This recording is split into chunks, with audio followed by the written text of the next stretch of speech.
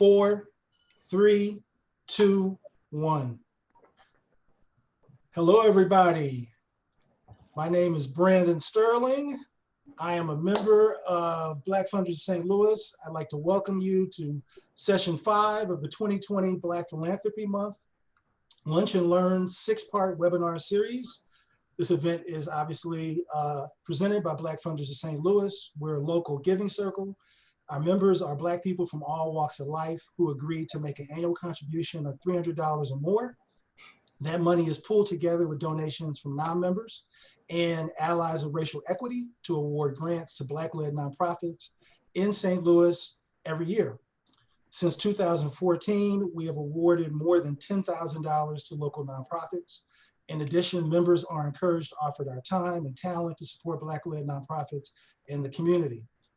Our work is rooted firmly in the pursuit of racial equity and the fair of St. Louis. If you'd like to learn more about us, our grant making, the concept of giving circles, this webinar series, you can visit our website, which is blackfundersstl.com. Before I begin, I'd like to acknowledge our fiscal sponsor, Deaconess Foundation, which is providing technical assistance for this call and for all of the webinar events during the series. A couple of housekeeping things. At the bottom of the screen, you'll notice there's a Q&A box and a chat box. The Q&A box is where you ask questions. If we have time, we will get to as many questions as we can. Otherwise, enjoy the conversation. There is a chat box where you can have more informal discussions. This is being live broadcasted on Deaconess's YouTube channel. Today's session plus last Thursday's session will be posted on Black Funders of St. Louis's YouTube channel later this week and on our website. With that, I'd like to move into today's topic, which is civic engagement and voting. I thought that before I introduce the panelists, I'd offer a little context, and then we'll see how well I did when we get to the panelists. From my perspective, at its heart, civic engagement is about concerning oneself with the basic and sometimes critical activities that really hold society together. That might include, but is not limited to, crime, public safety, taxes, economic growth, housing, education, and of course, our rights as citizens. The topic of voting has never been more popular and controversial. I think in recent years, we've seen probably an increase in allegations of voter suppression and tampering, but also we've seen more people talk about the power of voting and how it leads to change. Probably the best examples are the election of Barack Obama and the election of Donald Trump.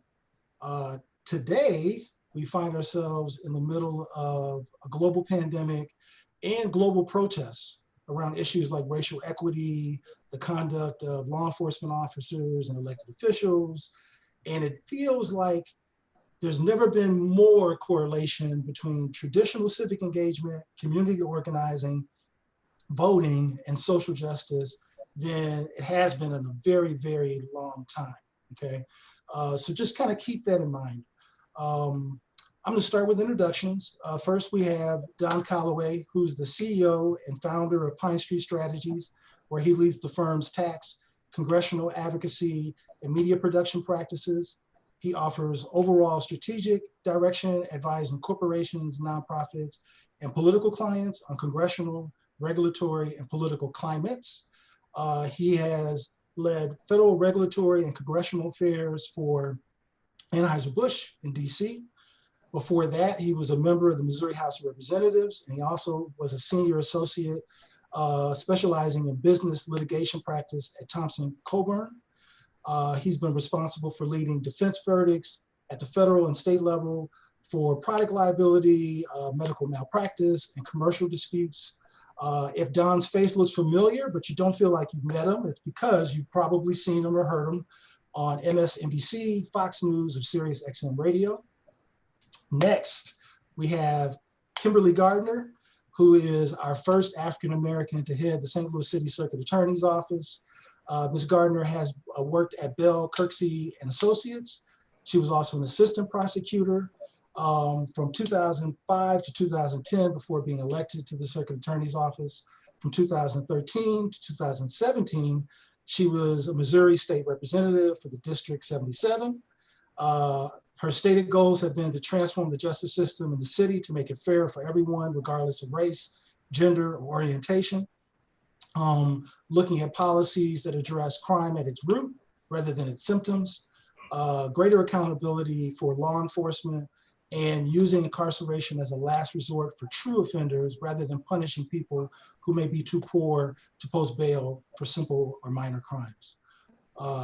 We have Kayla Reed.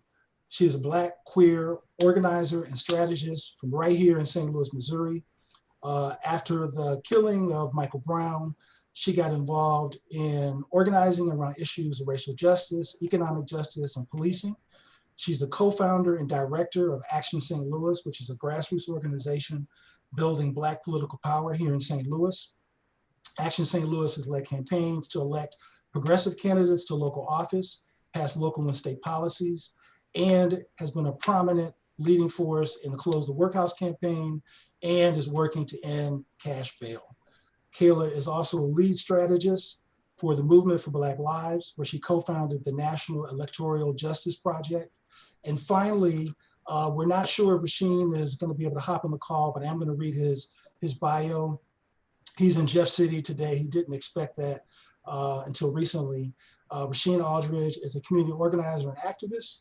He has served as the director of Young Activists United St. Louis. He was also the student co-chair of Missouri Jobs with Justice.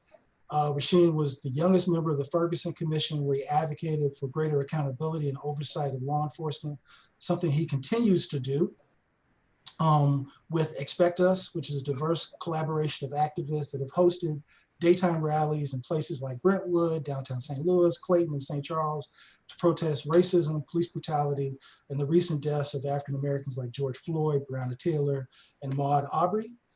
In 2019, Rasheen was elected to represent District 78 in Missouri House of Representatives. Whew, that was a mouthful. How is everybody? Very well. Thank you for having us. Good. So I'm going to hop in. I'm just going to hop right into it. So you heard my definition of civic engagement as well as my take on the climate surrounding voting right now. My question to you is, am I on the mark? Is that a fair definition of civic engagement? I'll start with you, Don. Yeah, I think that you are spot on. I think that voting is a cornerstone of civic engagement, and I could say a whole lot of other things that everybody's already heard on that. But the reality is, at the moment, that people like Kayla and organizers of her caliber, of which there are very few, but people who are really doing the work like that around the country are recognizing that voting is not sufficiently cathartic of an activity to meet the moment of pain that Black people are in nationwide. So voting, I think as we move from the respectability politics phase of our journey of the African in America, and we move towards the immediacy and demand phase, we have to recognize that voting is essential, voting is a cornerstone, but voting is only a part of our liberative journey. And that is a very harsh reality to come to. It involves unlearning a lot of things that we've been taught about voting being the key to us, to liberative activity as Black people. Voting is essential. I am not here to ever diminish the importance of voting, diminish the urgency of voting, but voting can no longer be the only part of the demands that we have to exist as a free and fully self-actualized people. Even if we are to elect a Black woman president, even if we elect Joe Biden, I do believe in the stopping the harm reduction. So we have to get Trump out of there, right? But even if we are to elect Biden-Harris, there are arguments to be made that we are changing out the pharaoh of an oppressive system. We are not fully liberated. We are not fully free after 8 years of a Black man being president who, in my lifetime, I believe was the best president. So even if carried out at its most effective on the federal level and every level underneath that, we have to continue to vote But I think we also have to continue to organize. We have to make sure that in our interpersonal relationships, we are affirming Black lives and all human life, really, in every facet. But I do think that, of course, voting is sufficient. But I think that organizing and affirmation of actual individual lives and collective existences is just as important as voting. So Kayla, I got a question for you. What's the role of those of us, the folks watching, who aren't elected officials, who aren't political strategists, who aren't activists? What's our role? And maybe even beyond voting, what's our role? Yeah, so, I think to in part answer the first question and tie it into the second is that, civic engagement is an entire journey. It's an entire ecosystem, an apparatus of different systems that overlap and touch each other. Part of the reason that I helped to start the Electoral Justice Project with the Movement for Black Lives, and part of the reason that Action is really dedicated to the idea of democracy expansion and electoral justice, is because we reduce the entire conversation to voting, which is one person, one vote. But there's a system that creates the conditions and how, why, and where, and when, and who can actually vote. And so for us, it's time to look at kind of a structural analysis of the electoral system. And the reason we frame it as electoral justice is because, as every other system in this country is deeply racialized, so is our electoral system. And in order for us to have a real solid framework on what it means to actually get people to civically engage, we have to hold a structural analysis on the ways in which people are disenfranchised and marginalized and intentionally left out of the process.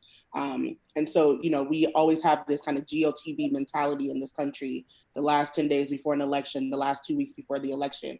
But the making of that election is years and decades of policies and decisions that hinder or make it more easy for certain people to access the ballot. There are structures that lead into how, the Electoral College creates an unfair outcome in smaller states having disproportionate representation in the total, conversation on president. The census has massive implications on legislative districts in our state. The city as it stands right now is supposed to reduce from 28 wards to 14. Missouri is one of the few states that allows early voting, non-excuse absentee, and we don't have automatic voter registration. We have over 80,000 people in this state who cannot vote simply because they have a felony. They've served their time, but they cannot access the vote. They cannot access the vote. And that is not even talking about the range of ways in which people who are not citizens are taxed and impacted by policy, but have no pathway to actually engaging in the structures that impact their daily lives. So for us, when we talk about civic engagement, we are talking about the individual role that people can take. We are also talking about the structures that create the conditions in which actions are limited. How that works for individuals is that, part of any, the reason that we named our organization Action St. Louis is because anyone can take action toward change and toward building political power. You don't have to be an electoral strategist to understand the conditions of your city, to understand the importance of the circuit attorney, to understand the levers in which in St. Louis City, the board of ENA is made up of 3 people, and those votes happen in various years.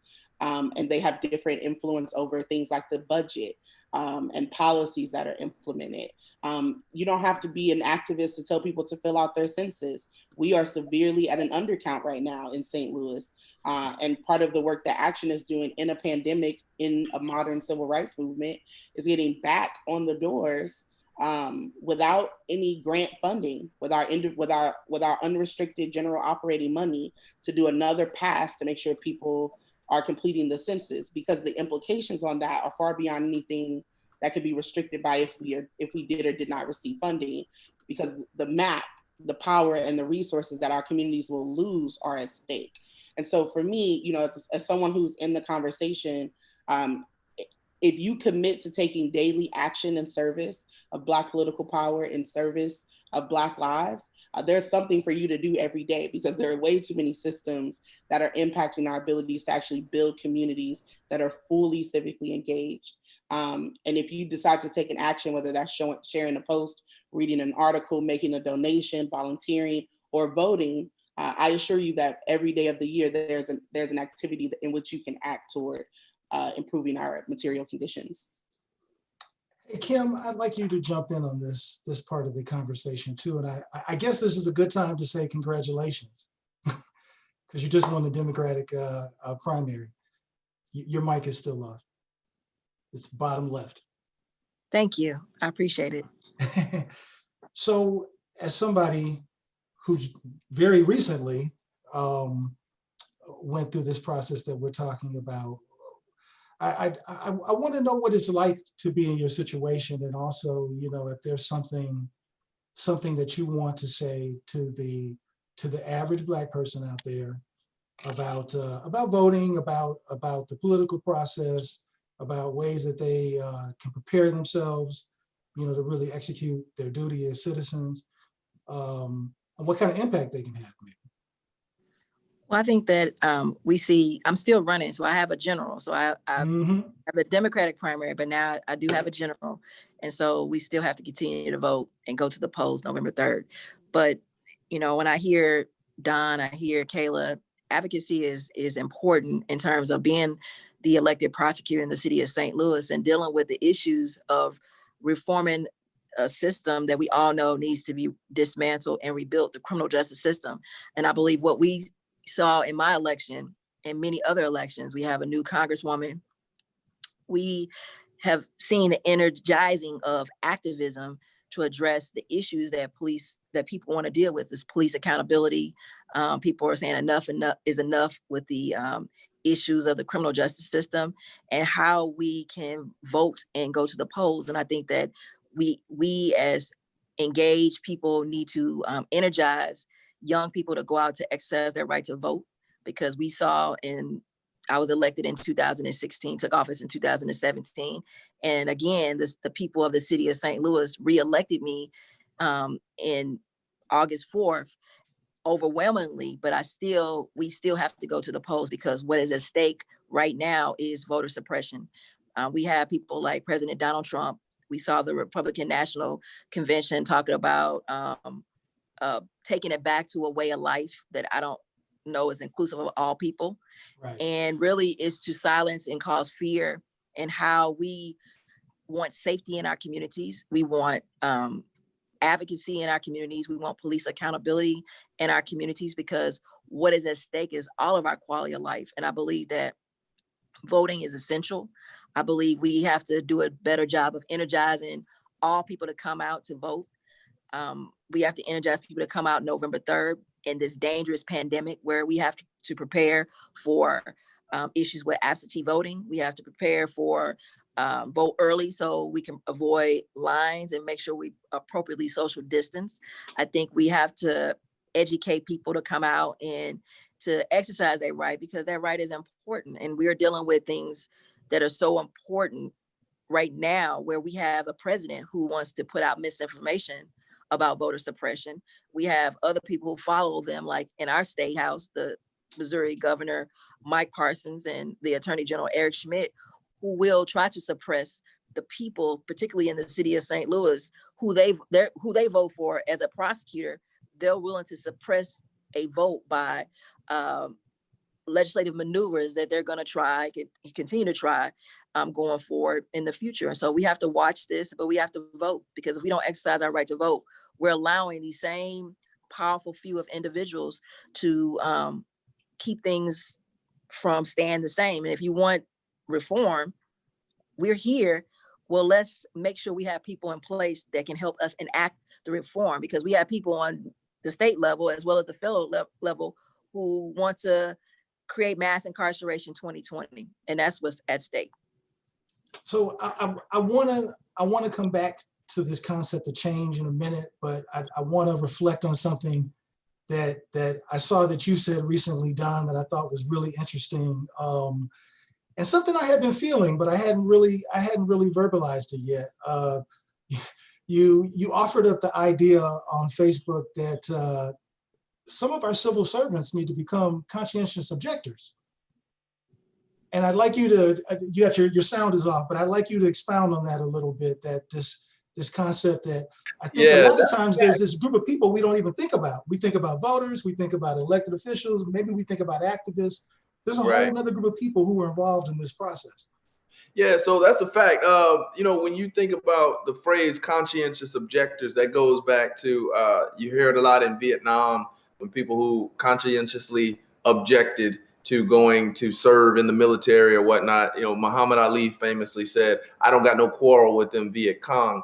And that was probably one of the more, you know, famous examples of the phrase conscientious objector. But I live here in DC, and I see every day, you encounter every day, the people who are actually the glue and who make federal government happen, the things we take for granted, right? The things that not only the mail coming every day, but your Social Security check showing up on time, or various offices and bureaus that all of us rely on every day being open and doing their jobs that kind of push this American life forward.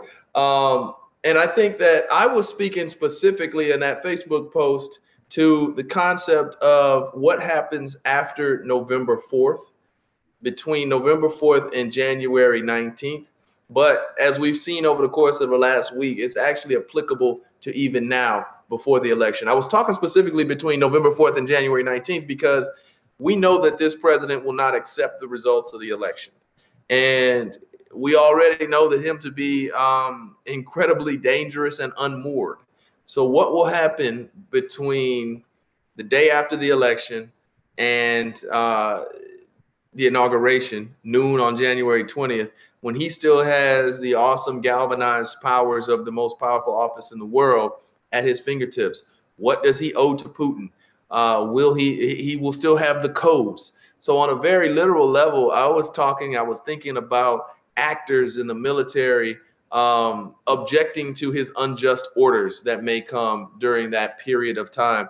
But also, I think it's a lot broader than that in the retrospect since I posted it, whereas we see the actual tampering with mail service right now to slow down electoral processes, and that is a complete aberration of electoral justice. But if you think about it, you could say that the president is tampering with the mail service, and he is. You could say that Louis DeJoy, the Postmaster General, is sabotaging electoral processes through the mail, and he is. But somebody, somewhere, and actual multiple bodies had to go in and remove those voting machines. Somebody had to, and in the voting machines that are offline, I have several friends who are sending me pictures of machines being kind of discarded and pulled up to the side. You can't just plug them back in because they have removed component parts from machines. And we're seeing packages pile up. We're seeing perishables rot. We're seeing people not get prescriptions that are still delivered through the mail. I think 30 million Americans still rely on prescriptions through the United States Postal Service. So I think that when I say conscientious objectors, it's actually much broader than even I imagined when I wrote that post. You have to have somebody who says, "Nah, I'm not going to dismantle this mail sorting machine because that's an unjust order. I'm not going to launch this nuclear missile on November 19th just because the president is bitter and angry and wants to tear the whole thing down with him in his loss." So there's an entire universe where we will see the opportunity to stand up and do what's right. But it should be noted that conscientious objecting, standing up in the face of authority, defying unjust orders, has kind of been the story of Black people from our beginnings. Nat Turner and slave rebellions. Muhammad Ali, like I mentioned, not going to fight in an unjust Vietnam War. College students in the late 1980s, I remember a very special episode. I guess every episode was very special, of A Different World, about divesting from South Africa and boycotting the Shell oil company when there weren't a whole lot of different options for gas at the time. So I'm calling for a lot of people over the course of, this moment we're in to be conscientious objectors. But really, that ain't nothing new to Black folks. And it's kind of the story of our existence here in America. So, man, when I read that this morning, it opened up so much for me. I think Can I respond to that? Yeah, go for it.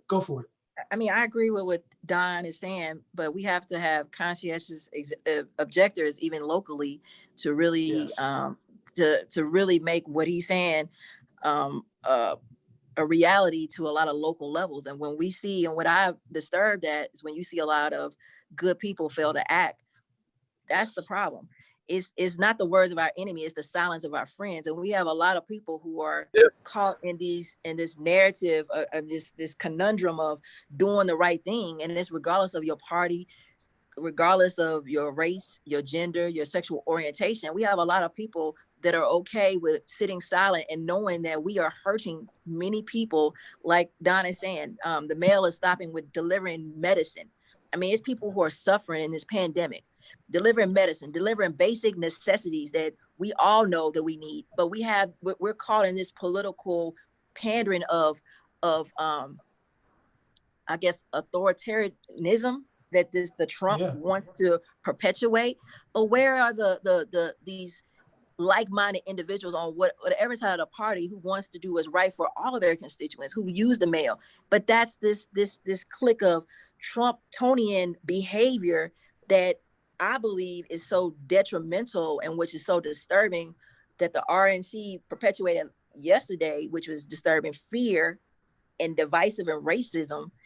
It's disgusting that no one is calling out, when good people fail to act. I mean, enough is enough. This is not about activism. This is about people standing up for what's right. And we all deserve to have our mail run. We all deserve to not be lied to. We all deserve to have a president who has failed us all in this deadly pandemic. And African Americans are dying more than anybody. And in the city of St. Louis and the St. Louis region, we have higher concentrations of the COVID-19 pandemic crisis here.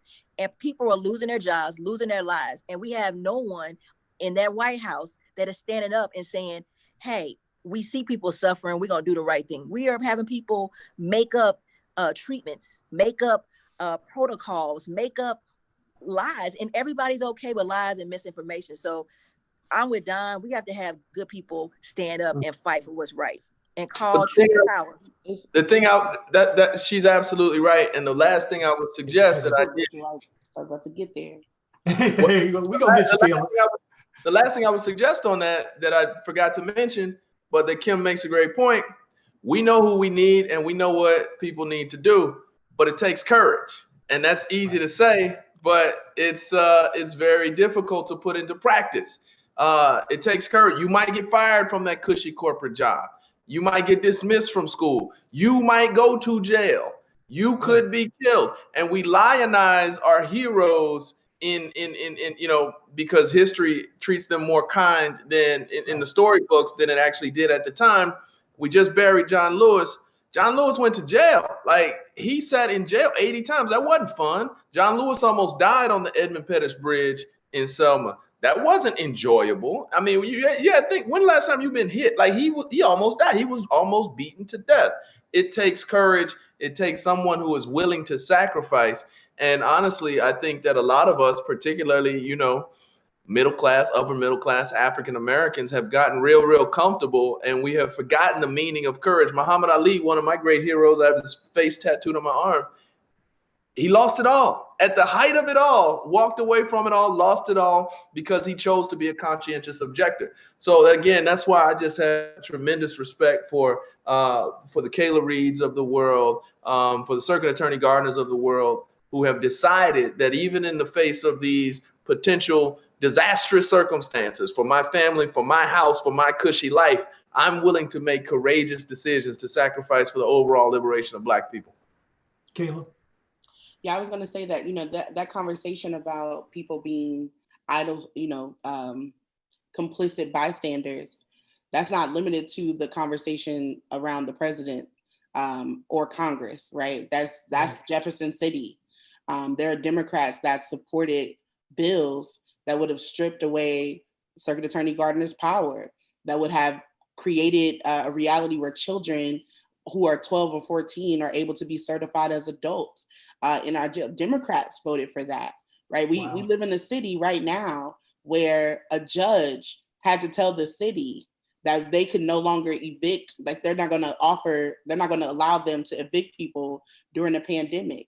We had to negotiate for an additional $2 million to be added to support folks' rents and mortgage payments. And we know that there was only one very small check from Congress, and people have been unemployed since March, and children are going back to school. And we're having conversations about, you know, if the county bought TVs, right? And testing sites. We're still not getting rapid response testing sites. We're still not getting the things that we need. And folks, they pick and choose their battle because they're not thinking about the entire collective. And we don't have a collective, you know, this is a Black funder space. I know it's being broadcast to YouTube, but if we're talking about Black political power, if we're talking about mitigating harm for Black communities, hyper concentrated in parts of South City and in North City and in North County, that we have to have unwavering non-negotiables. They have to be clear lines that our children are not up for grabs, that our communities are not up for grabs. You know what I thought of first when they talked about the post office? The thousands of families in this region who have built a middle-class life, a retirement package, family, like wealth, generational wealth, because someone got that good government job down at the post office and they opened the door for their nephew to do the same. Everybody got an auntie that works for the post office. It's not a joke. You know, it's like, it's not real. It's like, it's Black culture that someone in your family works for the USPS. And by reducing and breaking that system apart, he is also sending a clear message that he is not, this is the same president who says the Black unemployment rate is the lowest in the country. Meanwhile, USPS is one of the largest employers in the country. And you're cutting that. And Black workers are overrepresented in that system because the private sector never made space for us after the Civil Rights Act is passed. So we relied on good government jobs, city hall jobs. We relied on the USPS. And by dismantling that system, you are breaking apart Black economic stability. And then that's going to transfer into low civic engagement rates. People aren't voting not just because of the fallacies and the problems with the two-party system, and there are plenty. They're not voting because they haven't changed their address because they're transient. They're not voting because they don't know that there's an August election, because we spend more money in November than we do in August and March. They don't know that the ballot initiative is actually about the letter that they got that kicked their kids off Medicaid, that we're trying to expand it. They don't know that Republicans are trying to draw maps without counting non-citizens or children, which will completely gut political power in our cities. No one's talking to them except the organizations, and Black organizations just started to get funding in the last 6 years. And it's still a fraction. Hopefully low. It's still a fraction of the larger nonprofit apparatus. And so for us, it is really about connecting these issues. People connected that they saw the Close the Workhouse campaign and they saw Kim Gardner. They connected that. People said, as an organizer who worked to close the workhouse every single day of my life for the last 3 years, I am perfectly fine with somebody being like, Kim Gardner closed the workhouse, we got to reelect her. Fine, absolutely, please. However, whatever's going to get you in line. But we spend money to get them at the top ticket. We do not invest in the down ballot. We do not connect these issues. We are not talking about the fact that Eric Schmidt and the Attorney General and Governor Parson are trying to pass amendments that would give him unilateral decision-making to remove a prosecutor from their seat. We're not talking about the fact that Kansas City doesn't have control over their police department, that the police union is circumventing. We have more feds in the city right now than we've had in a decade because the police union is circumventing the circuit attorney to take cases to the feds. We know that the charges are harder, the sentencing is harder. These are young people who are typically between 18 and 25. Their brains aren't finished developing, but we're about to send them to a max security prison because a political warfare is happening. And people feel it because they see their children getting locked up. And people feel it because they see themselves getting stopped by the police. But we don't connect it to the ballot. We just say people die for the right to do it. You should go do it. And when we get out of that, what Don mentioned, that respectability messaging, and we actually connect the issues on the ballot to people's lived experience, it can help them change their material conditions. So I want to make an observation and then ask a question. So it seems like one of the challenges is that a lot of the dialogue that happens around politics and civic engagement is really a series of code words and in some cases just cynicism, but mostly code words. You know, for example, saying I'm tough on crime means something depending on who's saying it, right? In a lot of communities, I'm tough on crime really means I'm gonna put the hatchet to Black people, right? And what's interesting is that I saw something in the Washington Post that said that even though we spend a lot of time talking about gun violence in the Black community, matter of fact, I wrote this stat down. I'm gonna read it for you guys because I wanna get it absolutely right.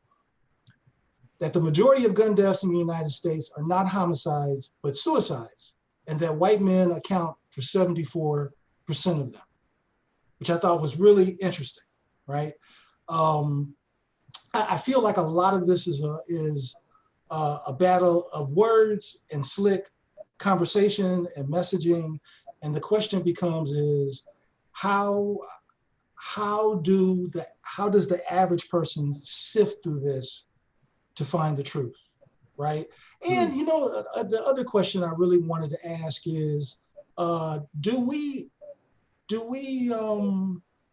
underestimate our power as Black voters and as Black constituents? You know, do we have more power than we wield? Yes. Is that one of the symptoms of being caught in the politics of respectability?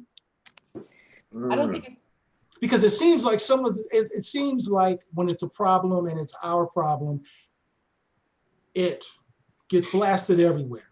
It seems like sometimes when it's a problem that many people have, the attention is still in us. If you look at the quote that I just read from the Washington Post, it says there's more gun-related deaths are assigned to suicide than actual homicide. And that 74%. Can I speak to that? Yeah, both of you, just jump in.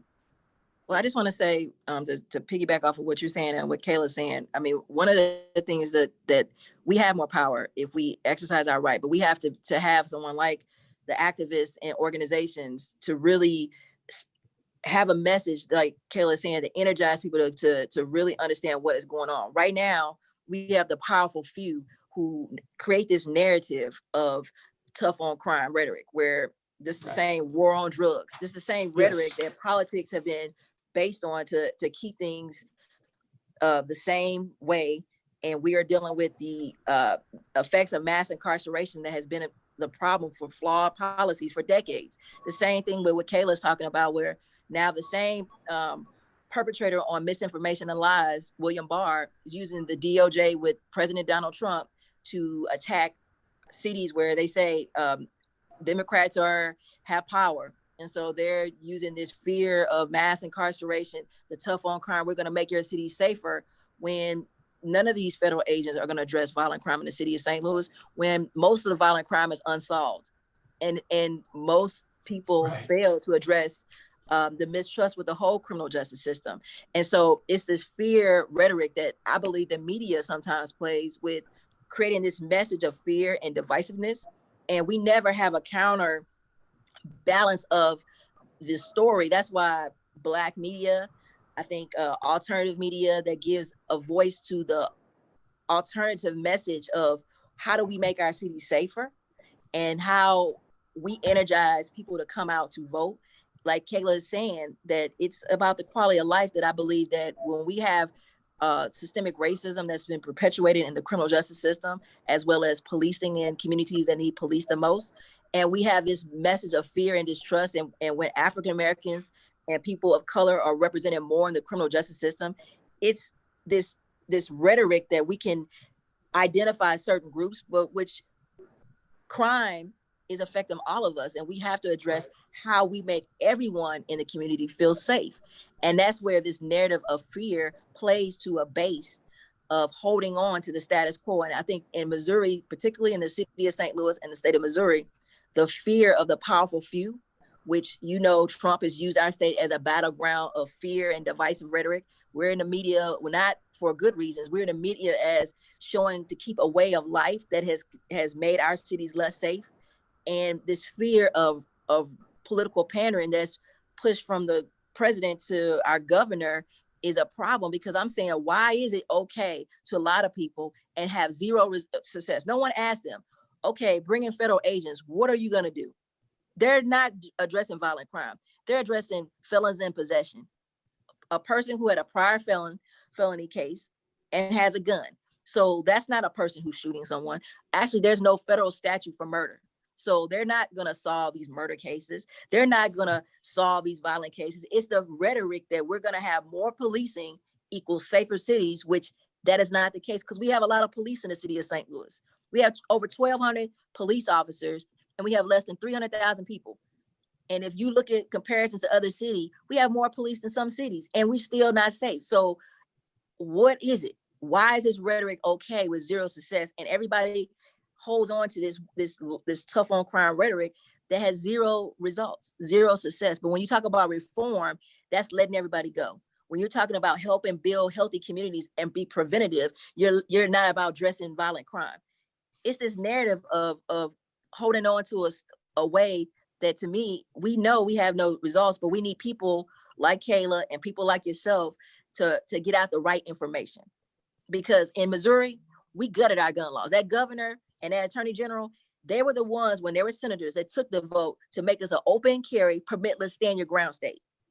And then they have the nerve to talk about they want to address violent crime in the city of St. Louis, where, by the way, in the city alone, the tool used the most in violent crime is a gun. And white people and black people that exercise open carry or concealed carry are treated differently in St. Louis. I know this for a fact. I witnessed it this morning. A white guy didn't get any feedback at all. And I know black people that get feedback on that for sure. Go ahead, Kayla. Yeah, I think, we have to kind of break open this like binary conversation on violence, because it's limiting. What is violent is white supremacy. White supremacy is violent. The conditions in North City, how every house that I lived in before I was 10 no longer stands in North City, that's violent, right? The lack of health care and access to doctors, public schools, that is violence. And that is state sanctioned and controlled violence. And the reason that we have such a hyper concentration on the reason that we do this kind of black on black narrative, I'm pointing at the right hand so you can't see what the left hand is doing. Violence doesn't happen. They're not out of control levels of shooting in Chesterfield or high numbers of police in Chesterfield, because there are resources in Chesterfield. Right. And we keep doing the exact same thing. In 1993, the Fed program came to St. Louis. In the early 2000s, the Fed program came to St. Louis. Every summer, the Missouri State Highway Patrol comes to St. Louis, and they stop people and they recover a couple of guns, not in the act of anything that is going on, not in the midst of a shooting. No one's jumping in front of a child to take a bullet to save a life. We're talking about catching people who have drugs and a gun and saying we're making the streets safer. And that is, to me, it's a narrative, it's propaganda. It allows us to not have a structural analysis. And we do the same thing with voting. We talk about, if y'all don't turn out to vote, that's why stuff looks the way that it is. No, that is not true. Because even when we voted high turnout, the conditions of structures existed beyond our control, like what we can and cannot control. And so for us at Action, and my work as an organizer is, again, to really connect that. We talk about budgets like we talk about paychecks, because it's something that we need to talk about. It needs to be something that everyday people know, that the city of St. Louis, in the face of violence, in the face of all these reports, Ferguson Commission, For the Sake of All, Health Equity Works, Dismantling the Divide, whatever SLU has put out, all these reports say the exact same thing. And we got this buzzword, racial equity. We got it in 2014. People latched onto it in rhetoric, but not in action. And so what we know that North City needs is a large infusion of resources, and a large and consistent infusion of resources. But we can't make resources appear out of thin air. So where do we keep seeing increases? Even in a pandemic, The only department that didn't take a hit in the entire in the pandemic are the police. That's the only department that saw an increase in this personnel. We have this ridiculous number of authorized force of 1,300 that puts our per capita above cities like Chicago and DC. And we're not seeing a return on anything. And then when the investigations fall short and when no one's convicted, we're gonna blame the circuit attorney. But if Kim would have lost and Mary Pat would have won and Mary Pat couldn't get a high conviction rate, we would turn that, we would blame the victims for not coming forward. The buck is always passed to protect white supremacy. It's always passed to insulate the actual parties that need to be held accountable for what is happening in St. Louis. And we spend millions of dollars evading that accountability. We give permission, we divide the ballot. We put 15, I'm so terrified for the mayor's, actually I'm not terrified, I'm angry at the potential of the mayor's race in 2021 because we saw what we did in 2017 when there was not a collective vision, when there was not a collective plan. We allowed a mayor with a fraction of the city to control the city budget and city hall for 4 years. And what has she done for North City? What has happened for Black children? And we don't have that conversation. We talk about voting, but we don't talk about politics. And voting is political. It's political on who gets to vote. So we have to talk about the implications of the politics right away. If you connect those issues to people's everyday lives, this Operation Legend is terrifying. They named it after a Black child, and that Black child lived in a neighborhood where there was not resources to make sure that he had access to food and quality housing. But they named a program to lock up more Black children after this Black child, to say that they care about us. And what they're going to do is send these young people to federal prison, circumventing the will of voters in St. Louis who elected a reform-minded prosecutor to institute diversion programs, to combat mandatory minimums. They're circumventing her. And we sent a resounding message on August 4th that we wanted to keep the plan that we instituted in 2016. And what happened the next day? The Senate bill gets introduced. There's a press conference to bring in Operation Legend. Who's at that press conference? The governor, who's on the ballot in November, and the mayor, who's on the ballot in March. And you have to connect these issues if we really want to talk about civic engagement and we really want to talk about power. And Kayla, don't forget, Attorney General Eric Schmidt was there. Also on the ballot in November. Never elected. Public Safety Director Jimmy Edwards. Don't even want to talk about that. The police. But can I just say, look, Eric Schmidt and I practiced law together way back in the day. We went to Jeff City together. Don't repeat that too loud. Listen. He didn't lose his license. I'm gonna say that. We went to Jeff together back in the day, and the reality is that we, all of Missouri, but even prominently Democrats, African American Democrats, have given people like that a pass. Why? Because he's a clean-cut family man from suburban St. Louis. He's from Kirkwood. He's not one of the crazies. No. I don't want to see him in the hood participating in nobody's cleanup when his policies are derogatory to Black people. And we have to really stop playing around the margins, playing around the edges. Stop giving people safe cover, and that's people of any party. Stop giving them safe cover when their actual policy is harmful, derogatory, violent, murderous to marginalized people, most of whom happen to be Black and brown. Let's have a real conversation here. I mean, everybody's kind of building up to it, but the reality is what we're talking about is it time to fundamentally replant this thing? Because if you do that, then no concept can be off the table in terms of what we are courageous enough to discuss. If you consider the political concepts of the Overton windows, Overton window basically meaning what is acceptable to talk about from a policy perspective. And over time, as you talk about these ideas, as you challenge the status quo, that eventually translates into policy which pushes the world forward. We have to be courageous enough to have discussions that amount to not just playing at the margins, not just changing our faces in leadership, even if they're Black faces, but challenging fundamentally the system that we live in. Kayla alluded to it earlier. When you're talking about voting, even if all Black people came out to vote, you have to be able to have the courage to have the conversation about why Wyoming has the same 2 Senate votes that California has. If you're talking about opportunity and resources and jobs coming to North St. Louis, you have to have the courage to even start the conversations about, wait, is capitalism, is unchecked, unharnessed capitalism the best possible system, the most equitable system for everyone to have a fair opportunity in this country? If you look at all of the progress that's been made, not in ancient history, but in our lifetimes, it's because people have been willing to intellectually innovate and philosophically create and push that Overton window in the direction of progress and, frankly, in the direction of justice.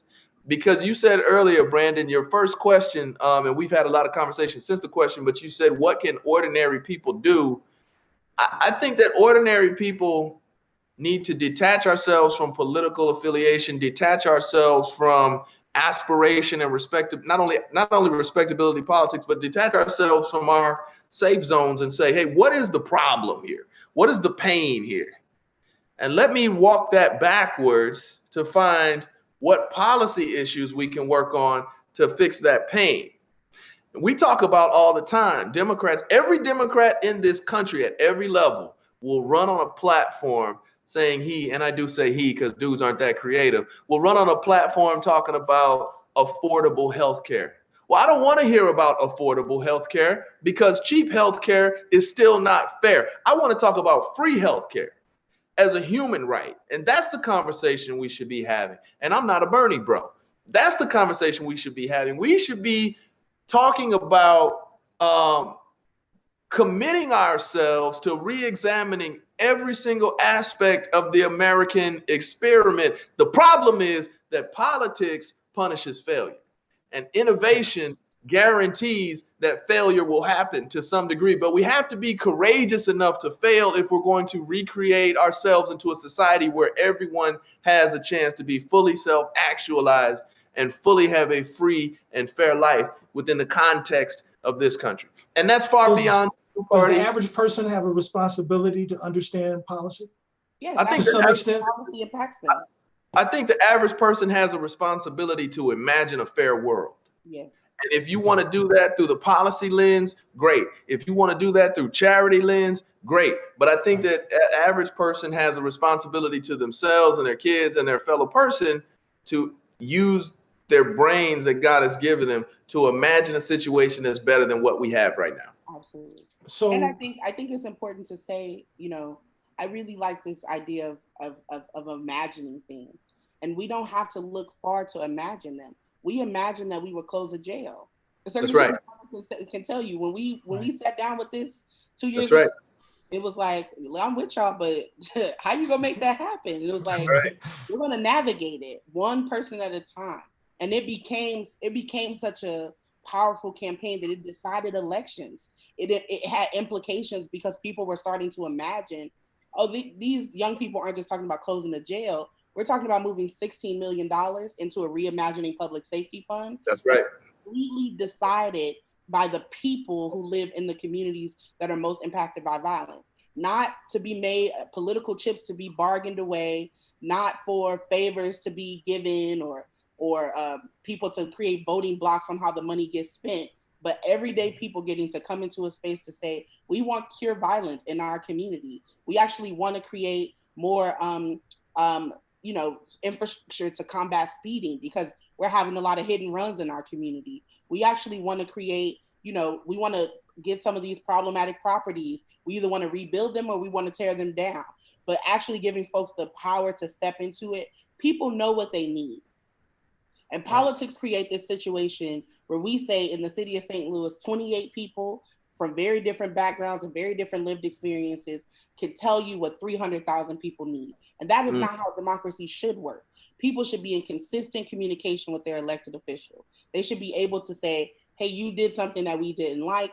Hey, this is the agenda that we want you to put forward. And they should work toward that every single day. We don't have a system of co-governance in this region.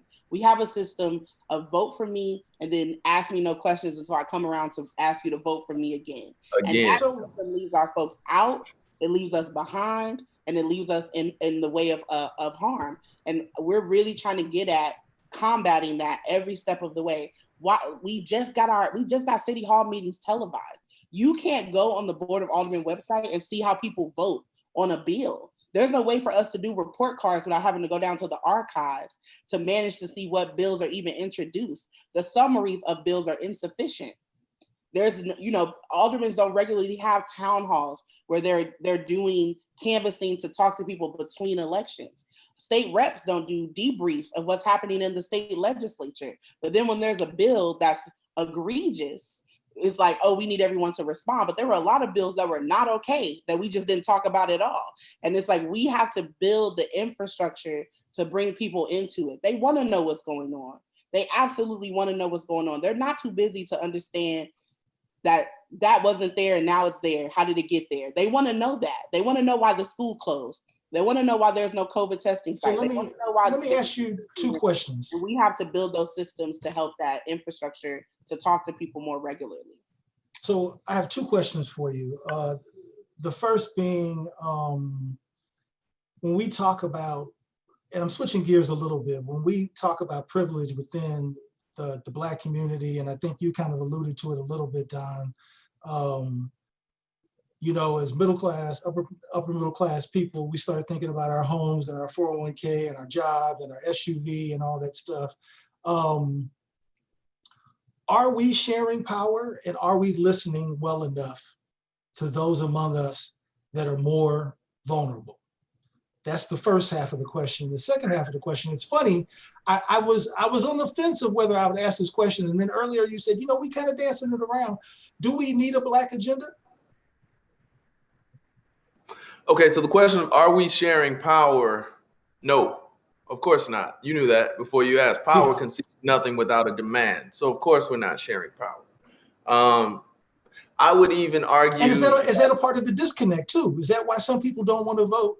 Because we do this hierarchy thing where it's by color, then it's by wealth, in terms of who gets access to leaders, etc. Yeah, well, I think that's definitely why some people don't want to vote, but that's a smaller part of the larger experiment, which is why some people feel disconnected and disengaged and feel as though this country does not have a place for them, fundamentally, right? They feel as though the deck is stacked. They feel as though the ceiling on their personal self-actualization has already long since been set. But when you're talking about cushiness and respectability politics, I think we've hit on that theme a couple of times, but specifically to your question, I have started in my professional life and in my personal deliberations to draw a very, very clear line between Black, capital B, and African American. We got a lot of African Americans out here in the policy universe. We got a lot of African Americans out here in corporate spaces. You have a lot of African Americans out here who are doing well. What impresses me is when those people decide to identify as Black. I see Black as a political subdivision of African American, in which you're willing to say, I am okay, or even if you're not okay, I am for the liberation of marginalized people, regardless of what color they are. I recognize the pains and penalties of white supremacy, and I'm working to dismantle that for everybody, because it hurts everybody, including white people. And the politics, the electoral politics specifically, is but a narrow subset of what we should be doing. It's a major and significant subset, but it is but a subset of what we should be doing as people who identify politically as Black to dismantle white supremacy. So are we sharing power? Absolutely not, because people who have some materiality and some degree of comfort in this country who are African American, most of us don't identify as Black. So are those African Americans sharing power? Absolutely not. Or else they would have elected Kayla Reed potentate of our city, right? But we haven't. Why? because she is a self-identifying queer Black woman who's not willing to conform to the respectability politics of a Jimmy Edwards, who is much like myself, and I'm working to get over it, who is an extraordinarily patriarchal sexist with retrogressive ideas, who happens to have a melanated face. And that's why he finds safety and security among white power structures, right? That is why he is among those who are elevated to be a respected voice, right? Jimmy Edwards is a white man of Black people. And okay, so I'm gonna take a moment here. Oh no, I'm with it. Cut that clip and put it out there. And that's just what it is. But until we have, but if you identify, how do we combat that? So we know that some of us sit in our comfort or our fear, whoever they may be, right? And we know that there are people who don't have the luxury of time. Yeah. Whether that's because they don't have quality housing, they don't have food, they're over policed, a range of things. They don't have time. How do we train ourselves to check our privilege and share access? And I want to be fair. I'm saying this to the four of you the same way I said this to a white colleague. A gentleman who runs a big institution called me a couple of weeks ago, said, I love the idea of Black funders. How can we be of help? I took him to his own website. I showed him his list of funders. And then I told him about some of the institutional challenges those groups have had with racism, with gender bias, with access, right? And I said, if you don't do anything, you need to convince those people that they need to be willing to sit down with Black people that have a plan and work with them or get out of our way. Yeah. Right? So how do we do that internally? That's for Kayla or I can take a crack at that one. So we do need a Black agenda, and it needs to. We have several right now, and we need to collapse them into a shared Black agenda. There is a Black agenda that's sought to unseat Tashara Jones in August. That was a Black agenda. And I would argue that that's an African American agenda. Right.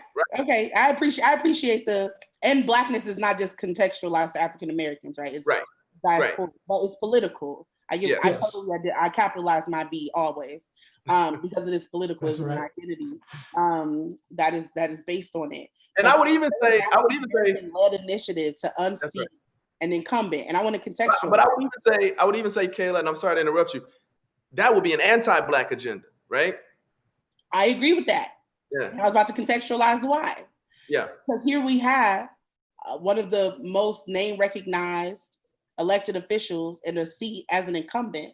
And when I first got into this game of politics, challenging an incumbent was already a problem. Challenging a Black incumbent, you were about to get pulled into the fire for even fixing your mouth to do that. But this is an incumbent who has been mostly aligned with the changes over the last 6 years and is challenged by a full slate of elected officials who are also African American. Why does this matter? Because there are conflicting agendas at play. Because there's one agenda that said, the mayor's race we lost by 888 votes. The person who was second to the mayor winning that is this person who's up for election. That makes her, by default, no personal opinion involved, by default, the person best suited to challenge one-on-one the city mayor. Let's challenge that person and put the entire Black African-American political establishment behind unseating her. Why? Because someone beyond that establishment, they didn't have their eyes just on the treasurer's seat. They had their eyes on the mayor's seat. So if you hobble one in August, you get to walk into March better suited to lift up your person. These are conflicting ideas. And that is why mayors like Lyda Crewson, other elected officials are able to slide in because there's not a time when we sit at the table until after the damage is done. This happened in 2017. It will happen again in 2021 because we do not have a shared agenda. But here's the thing. The shared agenda to me is not about who gets the seat. We cap power at representation, and that is not enough. That is insufficient. We stop looking at the North Star because we're so enamored by who's leading the line. Right. And they're leading us away from our collective vision for liberation or collective vision for power. And so we get caught up in, oh my God, the person in the front it looks like us. Now we don't know where we're going. Or they're intentionally taking us away from the visions that we need to have. We put a cap on it. Representation does not equal power. Representation does not equal access. Representation does not equal equity or equality. It doesn't equal justice. It is simply representation. There is someone who looks like me in that seat. They don't think like me. They don't believe like me. They don't have the same changes that I want to have. And we need to have an agenda that moves beyond representation, because that has failed St. Louis politics for the better part of 50 years. And I assume if we have that agenda, then it doesn't matter what the Can I person looks like if we can compel them to do our work. But I want to say something with what Kayla Reed is saying. I believe that you have to have elected officials. Like we had a circuit attorney's race that we had the powerful few who were trying to unseat an incumbent. And I'm not saying that people shouldn't run for these seats, but we also had an agenda that day one when I took office that I was told, if you do not basically give certain groups immunity from being investigated or potential charges, we're going to make sure you're not reelected when you run for reelection. And that's what I've had day one. And I think that we talk about, just the person in the seat, but we have to really talk about people who are elected by the people, who are following the will of the people, and you're doing what the people ask you to do, but everything is coming against you when you're doing the right thing that the people wanted you to do. And it's backlash that's insurmountable. I mean, you have backlash from people telling you you're not performing your job in your office, which is not true. You have people telling you what's in your office more than they don't even know your office, and that's unfounded. When you give information to combat lies and misinformation of a conviction rate of what you're doing, then it's still the lies continue with another agenda of someone else on the outside who's able to perpetuate lies. And we have to say that it's not just that individual who the people elect, but it's actually, we need people like Kayla Reed and others to advocate for that individual elected official who is doing the job for the people, to actually make sure that they have the ability to continue on with the agenda of the people, which is silenced all the time by the rhetoric and misinformation of the powerful few, which we're not talking about. I mean, when you have a president coming at you, when you have a senator coming at you, when you have a governor that's not been elected coming at you, and you have an attorney general, which is not elected, coming at you, and then you have people, we have the most aggressive, egregious police union in the city of St. Louis that is more powerful per Washington Post than most unions. And we have them coordinating and injecting themselves not in the employer-employee relationship, but in terms of politics and silencing the will of the people. When are we going to call out, like we're saying, the real power structure behind a Jeff Rorter? No one talks about that. Who was also, when I was a state representative, was the best friend and actually room with Eric Schmidt. So when he's talking about murder cases, he's not talking about murder cases because he cares about murder in the city of St. Louis. Those are often involved shooting cases that I will not close because I won't just paper review cases that I believe the investigation should be independent and give people, regardless of the outcome, true investigative justice, and looking at those cases and having a real look to making sure wherever decision we make, we give that to the people and the public, because it's about the integrity of the justice system. And so no one is talking about that. We have a powerful few in St. Louis where we're on the national stage right now about what's going on. We're this battleground of divisiveness and holding on a certain way. And we have to call it out. And we have to have people not afraid to call truth to power, because guess what? I'm not saying it, but somebody said they don't want to be like Kim Gardner. You got to say, what is that? And what's the reason for that? So when we talk about this courage, have the courage that in spite of people ruining your name, protesting outside your house, demonize you in every step of the way, saying they want to kill you, maim you, hurt you physically because you're trying to do the right thing for the people. Have advocacy help protect that, not just because you agree with that person 100%, but understand what we're facing. We're facing taking this back to a way of life, and criminal justice reform is at a crossroads. And that's the number one issue that's driving voting in the country is police accountability. But we won't talk about that because police accountability will never be enacted in the state of Missouri if we have the same people leading the charge in the state house. Yeah. So I want to stay with you for a minute, Kim. You know, it's funny. So I don't know if you guys know this, but I'm a good friend of Tashara, and it's funny. I've noticed that you and Tashara do something similar. If you go to your Facebook, you guys don't let people that bash you do that in silence, and your Facebook wall is a wall of letters with threats and accusations and just like really some of the most vile stuff I've ever read, you know. And I think about that a lot, and this idea in particular that Black women who are fearless and choose to be the face of change take a lot, you know. I'm mentioning you specifically because I saw that recently and it made me think of that in preparation for this. But to either of you, to you or Kayla, I like just, you know, your reaction to this idea that this is just real, just strong, terrible kind of response to Black women daring to be the face of change, right? I mean, and also ask you the question is what do we do to support you?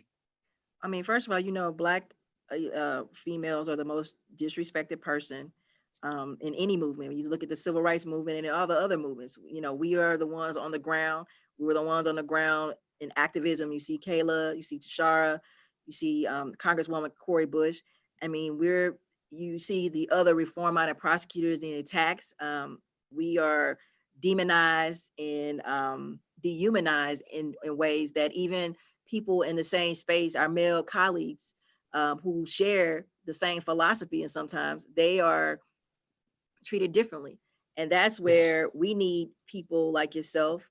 It's not this, we're not victims of anything, but we need people to stand up and not be silent. And because what racism does, they want to isolate you and make you think that something's wrong with you. You've done something wrong. Have you second guessing yourself, dehumanizing you and terrorizing you, because you become so caught up in doing the work that you do not know that there are people that have ill intentions to actually physically harm you based off of a false narrative that a president, that a senator with a law license, by the way, which I don't know how he has one, by the attorney general with a law license that needs to lose it, as well as a governor who does not have a law license, to inject themselves to cause fear and racial divide. And no one is standing up what's right. What they choose to do is say, I am letting out looters and rioters lie. That I am somehow the cause of violent crime, which we know has existed in our city before I ever took office. And so when you have this narrative of fear and you have a African-American female in these positions that they feel comfortable with dehumanizing, because most good people fail to act and stand up. And that's not saying you got to agree with us, but when you have people saying that you should be hung by a tree by the KKK, you should be shot in your face, you should be dead and dragged in broad daylight, and the only thing left is the noose around your neck, when you're called all kind of words in and they mailing these letters to an office, and you have law enforcement sit up there and talk about, we want to really help about bringing communities together, when these same letters are turned over to law enforcement by probably Tashara too, and they tell me, I can't speak to Tashara, that this is public free speech. And I'm like, really? Hate speech is public violence against a certain individual is free speech? And they have their addresses on it. I'm not saying they're all real addresses, but it's just, we need people like yourself. We need philanthropy to really look at these campaigns, look at these organizations that help us do the work, the real work on the ground. We need to build a philanthropy base to really help heal communities and address the needs that we all know, as you heard, that we have to have an agenda of really truly being our brother's keeper. We have to put people in position to really speak to the people that elected them there, and they can hold them accountable and elect them out. But we have to do the work, and we have to have, have tough conversations with activists like Kayla Reed to tell us, hey, you're not doing this. We want to see this, and work together to try to have them tell us what they want to see, as well as work with them and how we can, continue to stay true to the people's agenda, which is important. We need all these people to come together to really help protect the ideas that all of us want to feel safe. We want to feel secure, and we want to have a way of life that we all deserve. It's sad that people talking about, in our comfort, I believe we're all in the same boat. We just fail to realize Donald Trump and his group is talking to a very small group of individuals that I never met, and we will never meet, because they're the top billionaires and whatever that I'm never going to know. He's not speaking to the everyday individual that we mistakenly believe in our head that we're somehow speaking to all of us. And we're all living in a way of life that we can do better, because if we come together, and racism has been the big black scar in the United States and around this country that we need to deal with. And now, because of activism and these young people out in the streets saying enough is enough with police brutality, and we continue to see these examples, when are we going to come together and have a plan like Kayla Reed is talking about to address these issues? And we have to stop saying it's not about a political party, it's about doing the right thing. And if you're not doing the right thing, regardless of whether you're Republican, Independent, Green Party, whatever, Democrat, you need to get out of there, because people are tired of this divisive, racist rhetoric that we are perpetuating with this fear to keep things to in 1860 something, which I don't believe African Americans had a quality life back there that we all can speak of. No. So look, we are getting toward the end of our time, but I want to give each of you an opportunity to give kind of a closing thought. Yeah. Actually, I'm looking forward to it. I can go first. Yes, ma'am. So, part of the conversation that, we are trying to have at Action St. Louis is about at this intersection of the ways that we build power is to do deep base building, organizing around issues. We electoralize them, and we combat these structures that I mentioned early in the conversation, that we have to at all times be looking at how to move an individual from not being registered all the way to the polls, but how to create the system around them to make it easier for that person and more people to come into voting. What that looks like for us is that, yes, we do voter registration. That's what people love to fund, especially, 60 days out. We do voter registration, we do voter turnout, but we also talk to people between elections. And we've grown that at scale. In 2018, when we ran a voter program for the August election, in St. Louis County, we knocked on about 7,000 doors. For the August election in St. Louis City in 2020, we knocked over 40,000. Wow. We had a team of 50 Black folks who we were paying $15 an hour to knock doors, to make calls, to send texts. We usually have events. People know us for our brunches. We had a forum for the circuit attorney's race with Circuit Attorney Gardner and Mary Pat Carl. It was 2 hours, over 21,000 people watched it in the first day. Wow. Our work in this, we have a 501c3 and a 501c4. Our C3 work is to do education, and is to do deep engagement, and it is to do issue-based work. When we talk about an agenda, Action St. Louis, organizations like it, are working together around tables, putting forth an agenda. What we need from Black funders, from Black donors, is to make commitments to the giving circles and can make commitments to the organizations for a period of time. We cannot rely on grants to build Black political power. That will always never be enough resources there. We need to have the ability to have unrestricted general operating support to build the work. I'll give one example before I close. There is no grant that is helping to combat the issues around evictions right now in the city of St. Louis. There is no funding for that someplace that I can go look. But that issue is impacting Black people. It's going to disproportionately impact Black mothers who have children, who are virtual learning, who are service workers, who are, lower income workers. And there needs to be an organization that is combating that on the policy front and doing education to connect people to resources. That is something that Action St. Louis wants to do. That is something that we are doing another touch of the census work as a part of our civic engagement work, because it has to happen. And so for us, when we talk to, this group, which I think is a powerful idea to bring together a giving circle and to give it to Black organizations fighting for racial equity, we're going to have to make a commitment.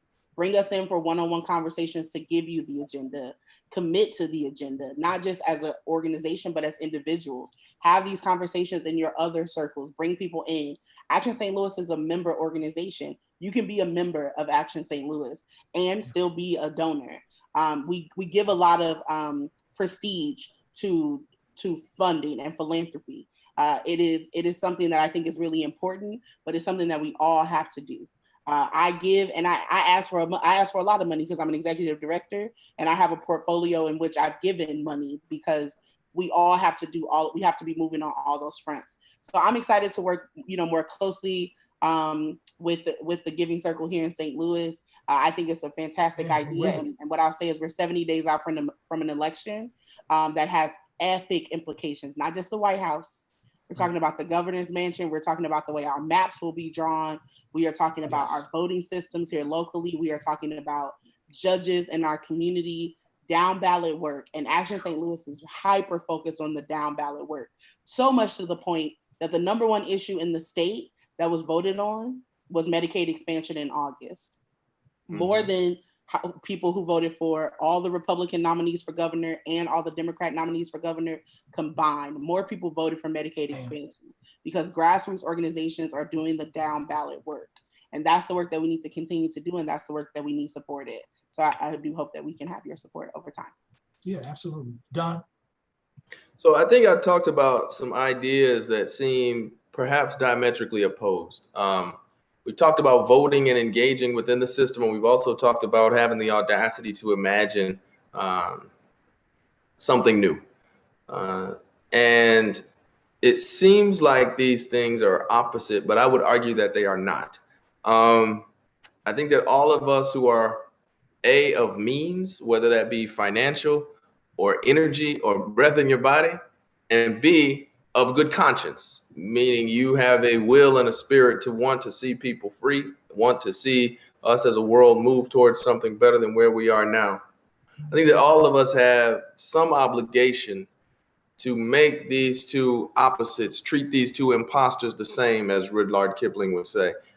Work within this space while having the courage to imagine something else. As a matter of fact, you have to maintain and eventually increase your position in this space, in this system that we have now. And I would argue that it's the two-party system. We should be pushing Democrats left.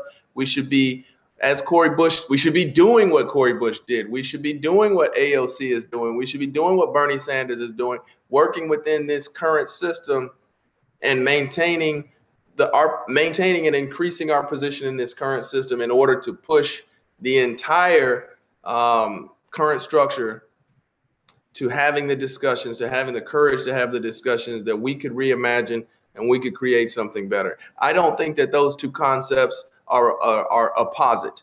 I also think that there's a role for everybody. If you are willing to accept that we can make these two opposite interests or seemingly opposite interests live in harmony with each other, then I think that there's a role for everybody within that structure. There's a role for the activist. There's a role for the lawyer. There's a role for the teacher. There's a role for the artist. There's a role for the homeless person. There's a role for the elder. There's a role for the youth. And I think that is how we get to a better place. That is how we pursue not only electoral, but economic and frankly, just humane justice. That is how we push all of us toward a better place. But we do have to have the courage, like all of our ancestors did. And even though our current situation is entirely imperfect, we do all have to have the courage and maintain the courage once you get to positions of power to imagine a more just world, to imagine a more righteous world, and to frankly imagine something better than all of us have seen. I agree. So we're heading into time. Man, this did not disappoint. I really appreciate you guys doing this. There'll be more webinars in the future. I just want to acknowledge also that our brother Rasheen is hard at work in Jeff City, so he couldn't make it today. But I do want to thank you for everything that you've shared.